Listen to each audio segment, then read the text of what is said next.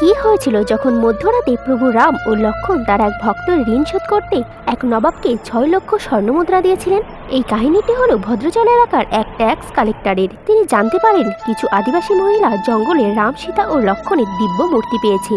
এই কথা শুনে যখন এই ট্যাক্স কালেক্টর সেখানে পৌঁছায়, তিনি দেখেন সেই মূর্তিগুলোকে রোদ বৃষ্টির মধ্যে এক ভাঙা কুঠুরির মধ্যে রাখা হয়েছে, যেটি দেখে তার মন ভেঙে যায়। তখন তার ভক্তির আবেগে এতটাই গভীর হয়ে পড়েন যে তিনি ভবিষ্যতের পরিণামের কথা না ভেবে সরকারের ট্যাক্সের টাকা দিয়ে মন্দির নির্মাণ শুরু করেন।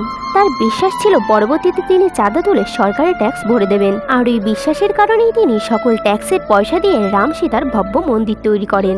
তবে যখন গোলাকাণ্ডের সুলতান নবাব তানসুহার জানতে পারেন যে সরকারের টাকা তিনি খরচ করে ফেলেছেন, তখন নবাব তাকে রাজদ্রোহী মনে করেন আর গ্রেপ্তার করে নেন। তাকে হায়দ্রাবাদের কোলাঙ্কারের এক অন্ধকার কারাগারে বন্দী করে রাখা হয়, যাকে এখন রামদাস বন্দিখানা বলে জানা যায়। 12 বছর পর্যন্ত তাকে বন্দী করে রাখা হয়। 12 বছর ধরে তিনি কারাগারের দেয়ালে পাথর দিয়েই রাম, লক্ষণ, সীতা ও হনুমানের চিত্র অঙ্কন করতে থাকেন, যেখানে আজও সেই দেওয়ালে অঙ্কিত রয়েছে। তবে একদিন রাতে নবাব স্বপ্ন দেখেন 2 তেজস্বী ব্যক্তি আসেন আর তাদের নাম রাম ও লক্ষণ বলেন, আর নবাবকে 6 লক্ষ স্বর্ণমুদ্রা দেন। নবাব যেটি দেখে ঘুম ভেঙে যায় আর ভাবেন এটি শুধুমাত্র স্বপ্ন। তবে যখনই তিনি জেগে দেখেন, তিনি অবাক হয়ে যান, আর স্বপ্নে দেওয়া 6 লক্ষ স্বর্ণমুদ্রা সত্যি তার বিছানায় পড়ে থাকে। নবাব সম্পূর্ণটাই বুঝতে পারেন আর কাঁদতে কাঁদতে কারাগারে পৌঁছায়।